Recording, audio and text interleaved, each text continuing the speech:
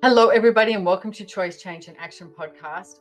Today, I have Monica Gillam on the podcast and talking about her 60-year plan. Do you have a plan for the future? She has a 60-year plan to create parks, and not just parks as in what you would define that as. There is so much more to that.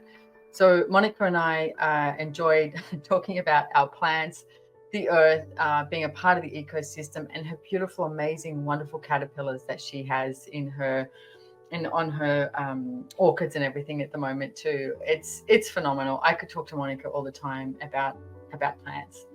I could. It's just fun. So also I want to say happy Earth Day. It's Earth Day this month on the 22nd of April.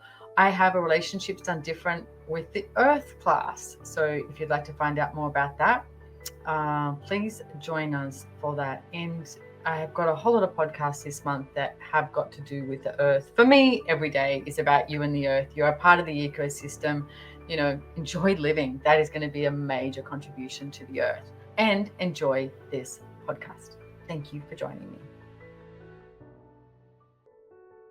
Thank you for tuning into or watching the Choice, Change, and Action podcast. My name is Simone Milasas, and I am your host. Your choice creates your future. Every choice you make, action you take, you create a change for you and the world. Please enjoy this podcast. Don't take it too seriously. Don't take me too seriously. Don't trust me. Trust you. You are the one that knows what will work for you. And have way too much fun enjoying your choices.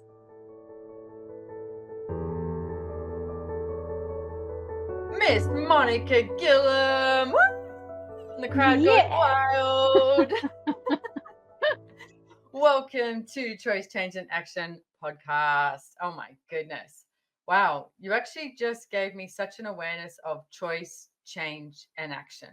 Because just before we went live, we were talking about something that Monica has been doing in the Earth Wizards Facebook group, which we will put that in the show notes. You can join the Earth Wizards Facebook group. Oh my goodness, it's free. You just have to join, and it's all this fabulous information and wizards in everything to do with the earth. And Monica has been doing the journey of a caterpillar in Earth Wizards. So, and it's interesting because we were talking about that, and then I went and said choice, change, and action. Talk about a caterpillar taking that into, you know, that's a caterpillar. So do you want to talk about that? Like what you've noticed with the choices and the change and the action?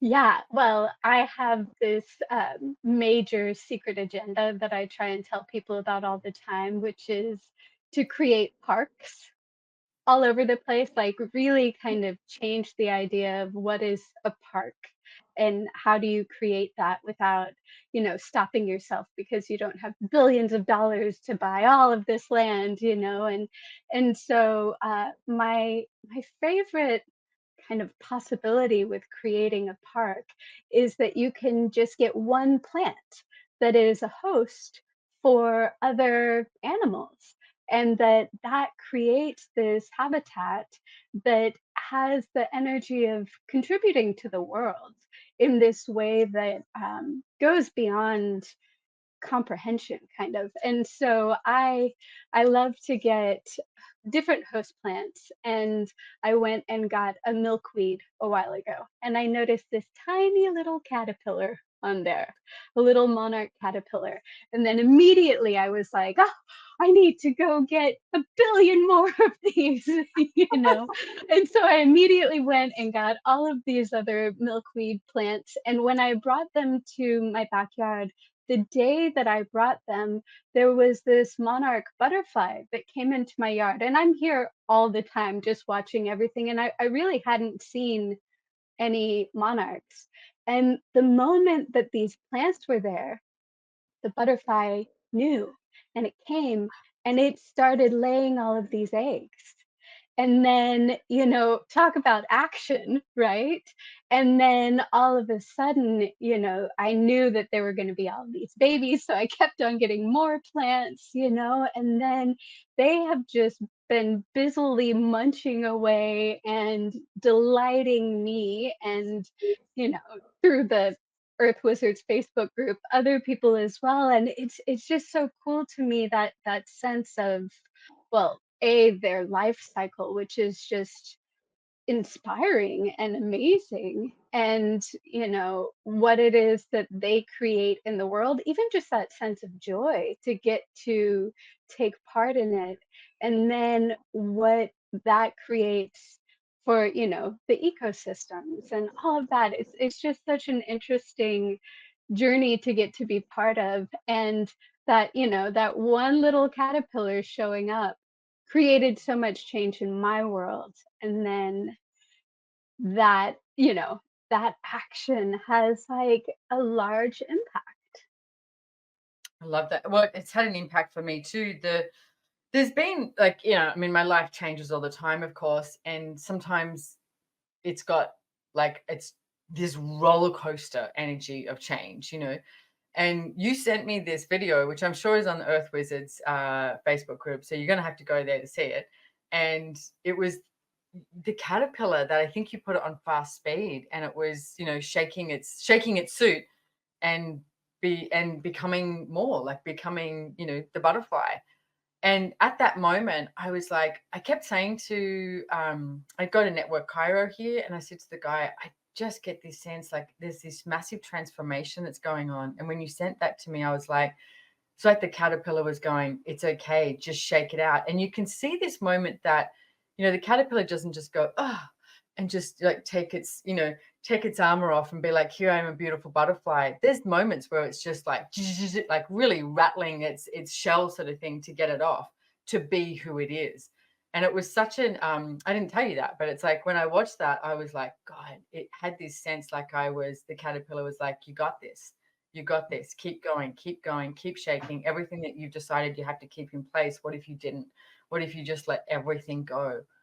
And so it actually really helped me watching that video. So the caterpillar. So I love it because the caterpillar comes to you, and then how this sort of, goes out there into the world is beautiful. And I love that you mentioned your 60-year plan is what I'm calling it, because you left me a message. And people are saying the other day, people might show each other different pics of different things, and Monica and I every now and then will send each other pictures of our plants.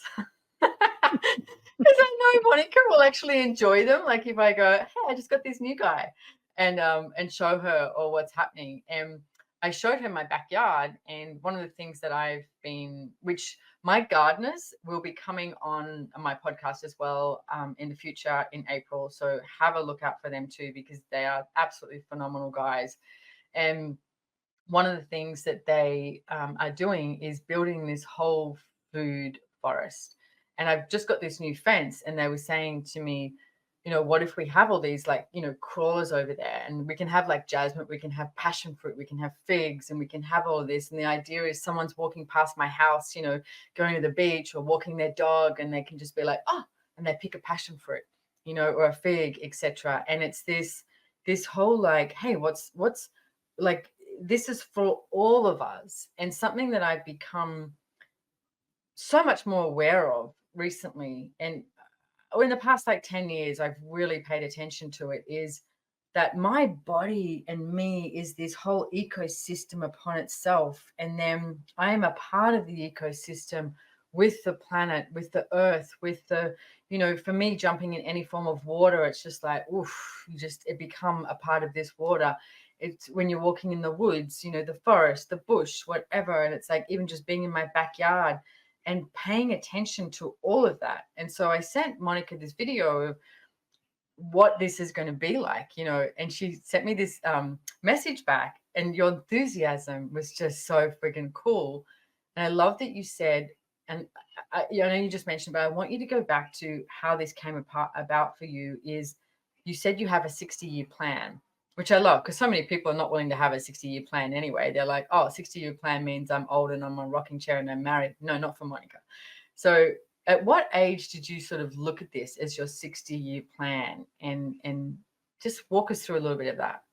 Yeah, well, I was probably in my early 20s, and I was a contemporary dancer and working really hard and really exhausted and worried about injury and like not really sure kind of what my future would be, and having a sense of like, I know that there's more that I can bring to the world. Like dancing for me was really joyful for me, but I didn't really have the sense that I was having much of an impact beyond myself. And even that I was worried about, am I going to be able to feed myself to like, not to, how long can I dance, all of that. And so there was a moment that I was like, okay, when I die, what would I like to leave behind? And I was living in Seattle at the time, and there are some parks there that are just magnificent. The same design firm that made Central Park in New York has, Hmm. built some of the parks in Seattle over 100 years ago. And I would go to these parks and just have this sense of all of the diversity there, all of the people who were there, what it created in the neighborhood, what it created in the city, to have this wild natural space where people were invited to be present, and all sorts of different animals were able to be there, and the plants. And I just was like, wow, to leave something like that behind, that is an impact on the world that is immeasurable. And I was just so inspired that I was like, "Well, I would like to make a park," you know? Even if it's, like 1 square meter or something, like, if there are no rules, but I could actually do that. Wow, I would love that. And then, like I said, I was, a dancer. I was super poor, and I was like, I don't even know where to begin. But I thought, I'll give myself 60 years. And it was just really cool because to have 60 years, it was like the pressure was off, but it Hmm. seemed like a really fun kind of adventure for a lifetime, you know? And just to have that sense of, if I need to go off the path of that for 5 years, it's fine. I've got time. And it's really been amazing how, how this has been kind of a through line for what I've been exploring. And I have had the chance to, go to grad school for something that seemed different. And, but it's all been adding toward this the I guess the joy that I have of getting to explore, what is this? What does this even mean? Because when I was, in my early 20s, it meant one thing to me. And Hmm. now, 20 years later, it means something really different. And I get to kind of let it go and invite people to have conversations about it and look at, what's actually possible with this idea of a park beyond what any of us might think. And, it's just, there's another thing that I've been kind of thinking about recently, which is, you know, getting to cultivate this planet, getting to be present with the planet and add to it by planting something or even just admiring something that adds to the world in a way. And like, there are so many ways that people have this sense of like ownership, or what they think is ownership, that is very small in a certain way. It has a small time frame, like if you were to think, okay, what can I contribute here that will continue to grow for 100 years, for 200 years. That goes beyond the ownership, quote unquote, of even your lifetime. And so when you let go of that kind of smaller, like me centered uh, perspective of how to be in the world, it starts to open up to where you get to be aware of what it is that you are a part of. And then from that, having a sense of like, wow, that I am impacted by what I choose, and the world is impacted by what I choose, and I get to like enjoy it. And so that has such a different sense of stewardship for me to go beyond even, this lifetime, but to really allow myself to like thoroughly enjoy this lifetime and have a sense of like Mhm. beyond all of that. I love that you said thoroughly enjoy this lifetime as well. That's something I've really been looking at for quite a while now, but it's like that live. Are you living? Like, are you actually living? Or are you just getting by? Are you trying to do the right thing, whilst judging you're wrong, etc.? Like, are you actually truly living? And I like you actually, something you said on the message you left me too. And I don't know whether it's where I grew up or not, but I guess I knew a lot about vegetables and fruit growing up. I say that, and I grew up with my mother would say, like, we would definitely meat and three veg, right? And she'd say, "What vegetables do you want?" Now, what that meant was go get a can of either carrots, peas, or beans out of the cupboard, right? So I grew up on canned vegetables. I didn't really realize that there's a whole lot of, different choices that we could have. The vegetables that we had fresh were Brussels sprouts, and my mother used to boil them so much that they'd be like this soggy stuff. I thought Brussels sprouts were disgusting for so long until I tasted that you can cook them in a really different way and they can be incredibly yummy, right? So, but that's what I grew up with. Now, I could justify that my mother chose that because she was, during World War II, etc., and they grew up in canned vegetables, whatever that is. But I know that I started to educate myself when I was like, God, when you eat a tomato and it's a tomato and it's in season and you cut it and you have a little bit of salt on it, it's just like, oh my goodness, how does it get any better than that? Like, and I started to, I guess, find food myself, but it was very available. That's what I want to put out there. It was very available. And one of the things that you mentioned is that a lot of people don't know how things grow. And I remember seeing this show with Jamie Oliver, and he went to the US and he went to some schools in the US and he was talking to them about, he was talking about potatoes, actually, one of the things. And the kids were like, that's chips. But they had no idea that chips came from potatoes and how potatoes were grown. Like, were they on a tree? Were they on a land? Were they in vines or anything like that? And um, I want to touch on one thing here because you said, like, it's like every action you take and every action you be can create a change in the world, right? And not just for today, for the future.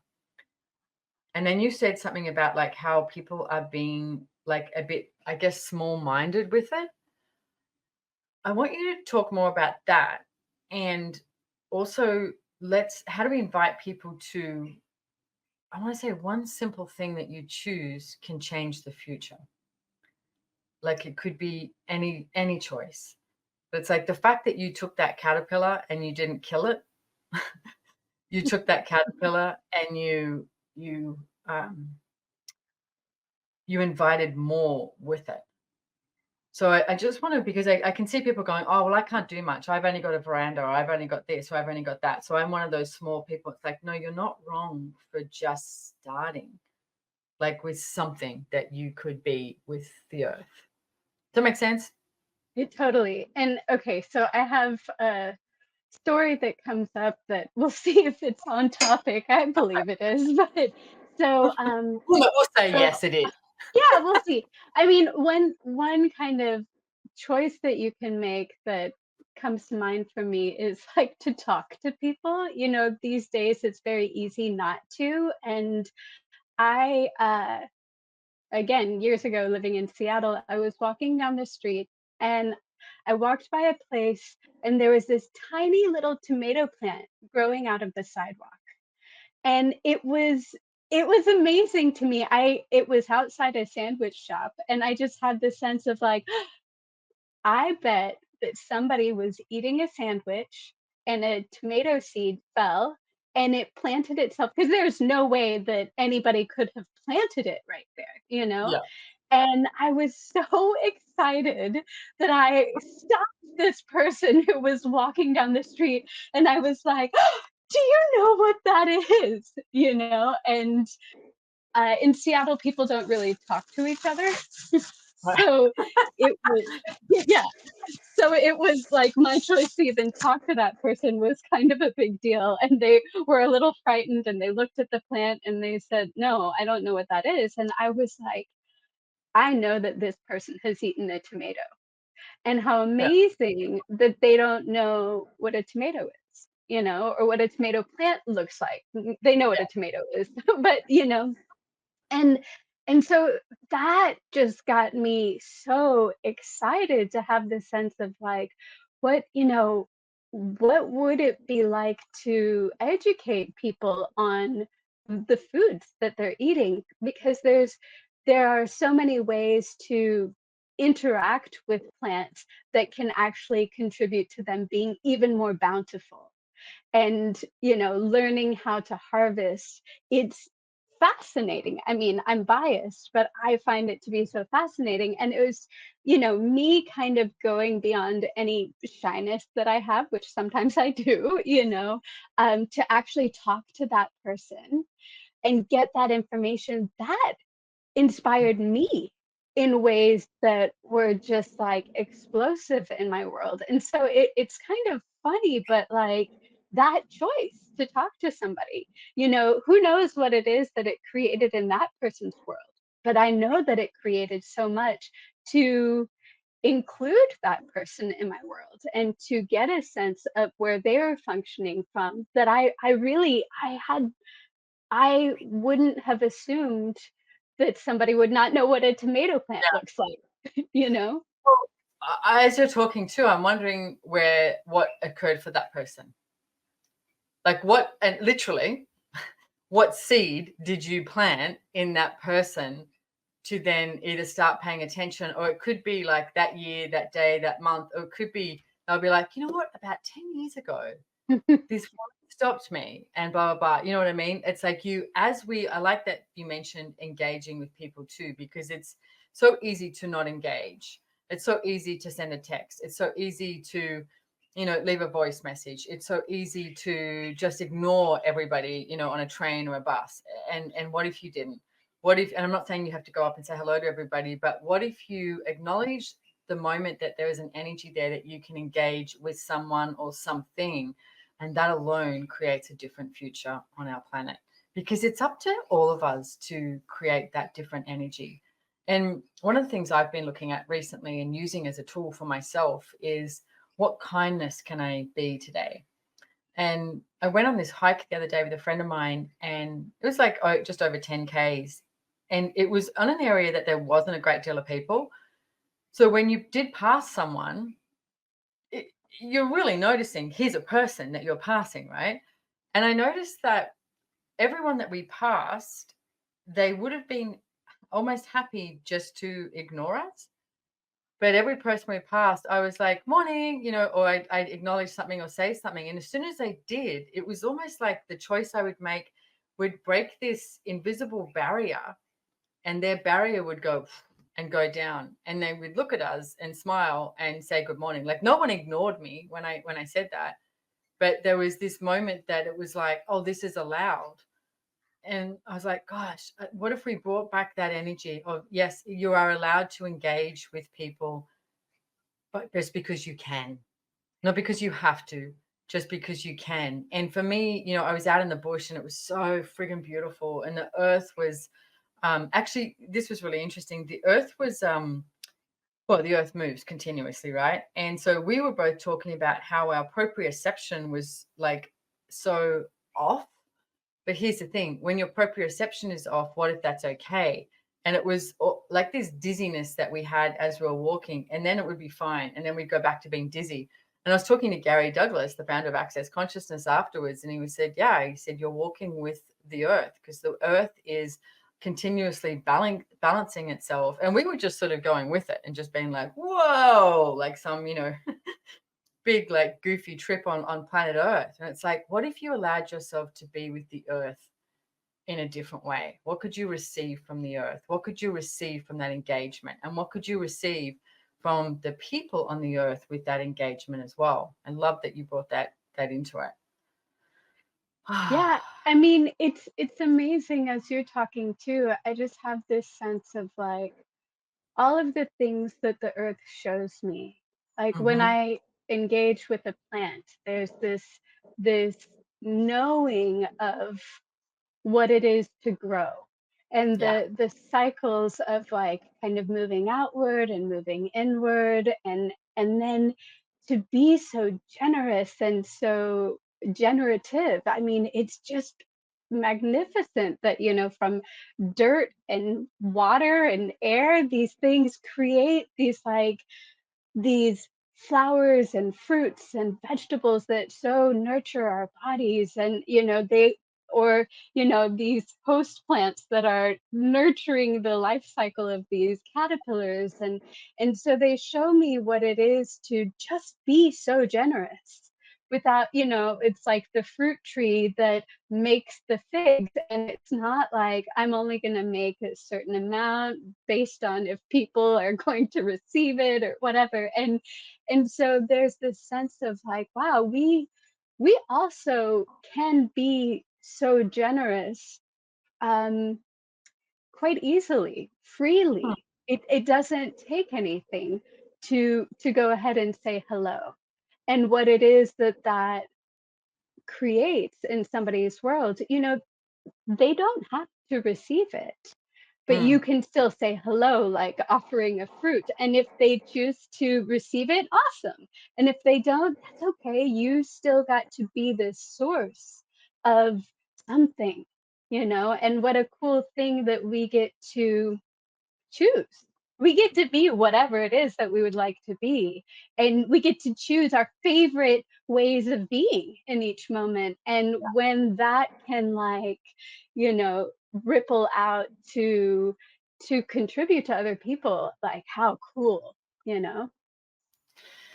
I love that. I can see how when I'm talking, it's inspiring a story in you, and vice versa. And I don't know. It's 9:30 at the moment in Australia, and I haven't eaten anything yet, and I've been up for quite a few hours. And I was just thinking about all the beautiful, amazing fruit that I have here. I have this amazing dragon fruit that we get here, and I've got watermelon here that I go, it tastes like watermelon, and pineapple. And I was like, I think I'm going to eat that afterwards. And what I'm going to invite all of you to is ask the question, like what Monica said, is what is the earth showing you?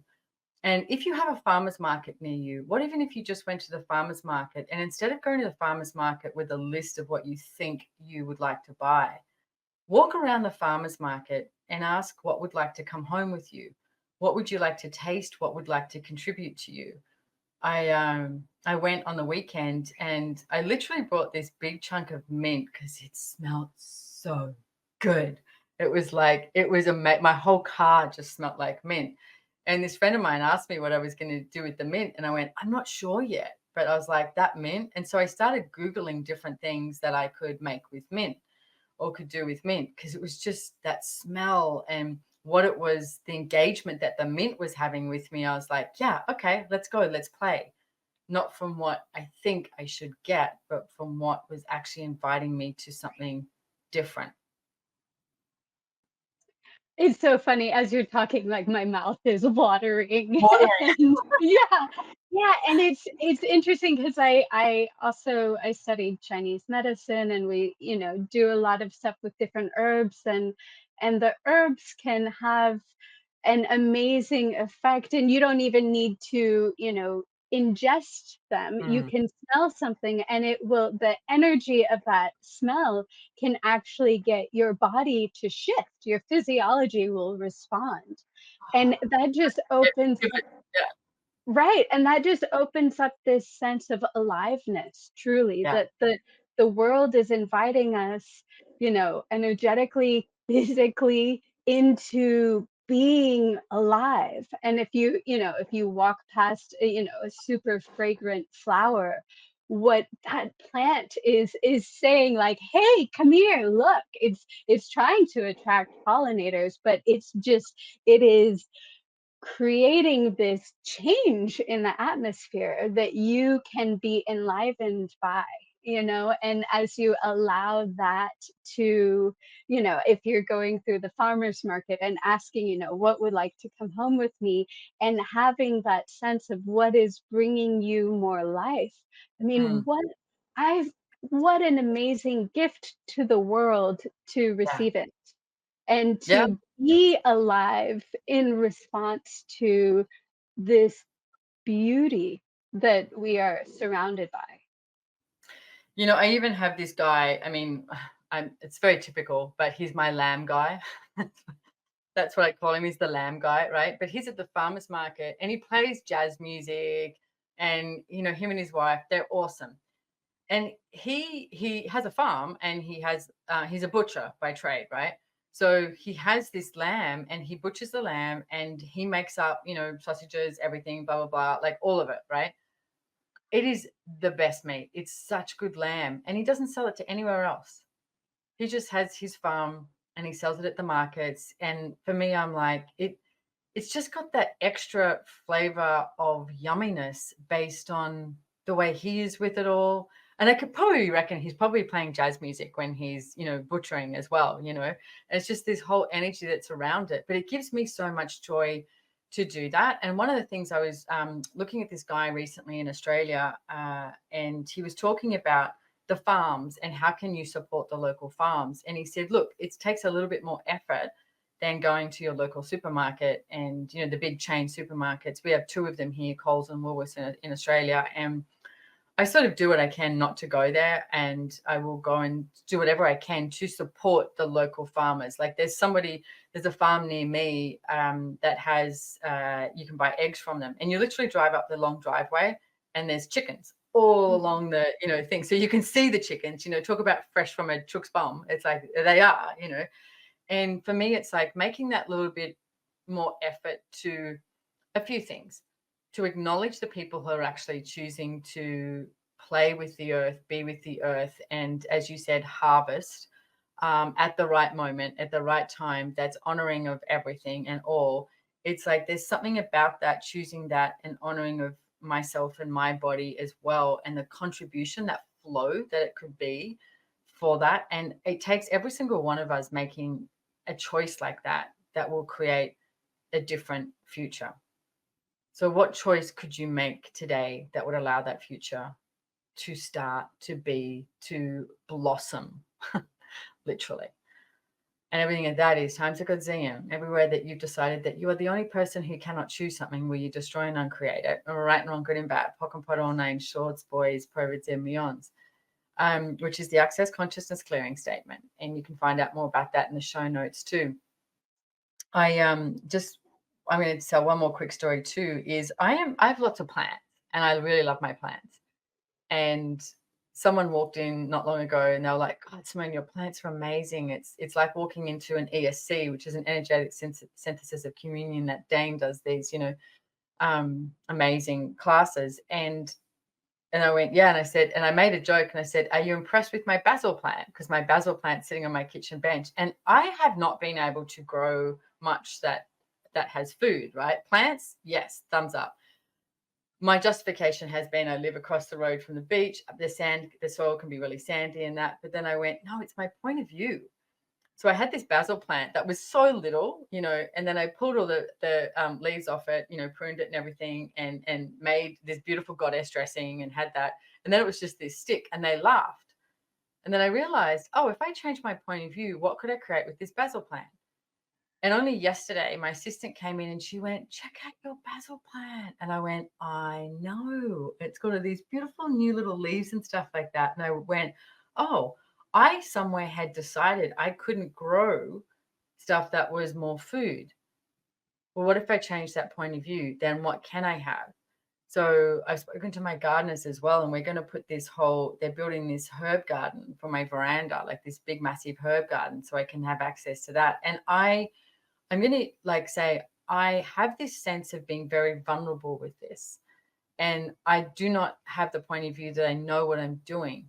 But what I will be is in question. And I know I'm going to have to work with all of my herbs and with all of that and ask them questions of what they desire. Because I said, can we get it on wheels so I can change the direction because the sun comes in all these different angles? And they're like, yeah. And I was like, because then I can talk to them and go, well, where do you want to be on the veranda today? And that's a lot of the times what I will do. I don't have this right at all. But what I do have is a sense of play with my plants and a sense of play with the earth. And I think that's a really key element to get. It's not about, oh, this person's got a green thumb and this person doesn't. What if it's actually about changing your point of view? What could you choose? Totally. And it's also, it's not set in stone, just like you said. It's not, this person is good with plants, this person is bad, but we are growing together. Mm. And as you engage with the plants, like, you get to go on this journey. And I talk to people about plants all the time, and I love to say, let yourself kill a plant. Like, it's okay, the plant's not going to get mad at you. You, not that you need to do it on purpose, but if you do, you don't have to get mad at yourself. You are growing, and you are Mm. discovering what it is. Oh, I knew that I needed to water it, and I didn't listen to that. And oh, that's what it's like when I know that I need to water it, or oh, I had a sense I was overwatering, or whatever it is. But like, as you engage, you become greater as you play and ask questions and explore. You expand, you grow. And how cool that we get to have these different, collaborators and teachers that are not just people, that we get to learn from being with this world, you know. I I love love. that about the herbs. Yeah, yeah, I know. I'm very, very excited, and I have to be a little patient. I sent a video because I went and cleaned up all of my stuff, and I went through every single plant that I have in my house, and I went, okay, soil, stay or move. What do you want to do? Every single plant, and then there was a lot of them that went, can we go in the soil now? And I was like, sure. So I hauled all of them downstairs, so they're waiting to be planted into the soil on the outside of my fence. So the whole lot of things, because I got too, some of them have been around me for a long time. And then I went, and some of them were like, no, I'm fine, but can you move me to the bathroom? And I was like, sure. So I just, the other day, just took me all day, and I played with every single one of them, asked all of them questions. And it was fun because you could hear them, and some of them were really, really loud. They're like, soil, please. And I'm like, okay, replant. Okay. I mean, the when I first started really just experimenting with talking to plants, it gave me such a sense of like acknowledgement of my own awareness. It Yeah. wasn't anything that somebody else was standing there with me saying, this plant is telling you this. I just had to ask. And then there were these little whispers. And when I would follow them, there was so much kind of confirmation of Yeah. what it was that I was aware of. And that really gave me a sense of confidence, honestly, that like, oh, I am picking up on something. I'm not crazy. And then I let myself experiment and like, okay, I get this sense of this, but I'm not going to do that. And then, I would see what that created. But it was just so cool because it was like, I've been trying to get what it is that people are trying to teach me for so long, and I've had, varying results. But once I started to really engage with the plants, it was like I got to really like trust me, Yeah. and what it is that I know, and then use that as a place to move from, you know. Thank you for saying that. I love that. And it's like, please, everybody listening to this podcast, I mean, I think Monica and I could talk about plants for a very long time. We'd be like, and then this one, and then this one, and then this one. We'd be like, people show photos of their kids. So, and just if anything of this has inspired you, then first of all, please share it. And then just start with anything. It's like, even go to your local park and sit down next to a tree. And they say hug a tree. Hug a tree. Put your feet up on the tree. It's like, put your hand on the tree. It's like, or even on the grass, on the soil. The soil. Oh my goodness, the soil has so much information to give you. And just even ask that simple question of, what can I gain here? What did I gain here today? You were talking to this plant, etc. I love that. That's so cool. Thank you so much, Monica, for being on here. Mm, Is there thank anything else you. that you would like to mention here today for people out there with the earth and the plants? I mean, be kind to yourself as you as you go on your journey. The earth is very willing to be kind to you and to not judge you. And so, as you're going on whatever, if you go sit down and put your hands on the soil or whatever, just really be sweet to you. You don't have to get it right, and there's no getting it wrong. Cool. Thank you so Yeah. much, Monica, for being here. And we will have all the details of where people can find you and Earth Wizards, etc., on our show notes. But just quickly, it's like, do you have a website, Instagram handle, etc.? Where can people find you? Yes. Instagram, you can go to Talk to the Plants. And there's also a Talk to the Plants Facebook group, and there's a Talk to the Plants website, and it's very easy to recall Talk to the Plants. So there are many other places that you can find me, but that's really memorable. So head over there. Awesome. All right. Thank you so much. So talk to the plants. You can start today, ladies and gentlemen. Thank you for joining me, Monica. You are a gift of magnitude. I thank you on behalf of the earth for being here. I adore you so much. Thank you. Thank you. Thank you. Thank you. Thank you. Thank you.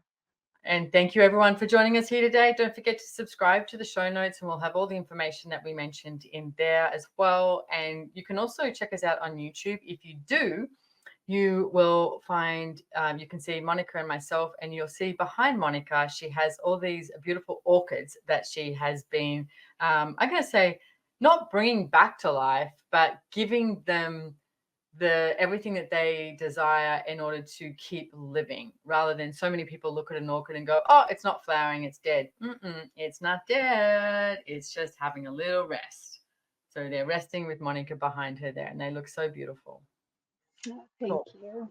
Thank you guys. Thank you for being here. And I know it's Earth Day in the month of April when we're playing this podcast. So I sort of have a whole lot of podcasts on Earth in April, but it's every day. It's every day. So thank you so much for being here, and we'll see you next time. Bye-bye. Bye.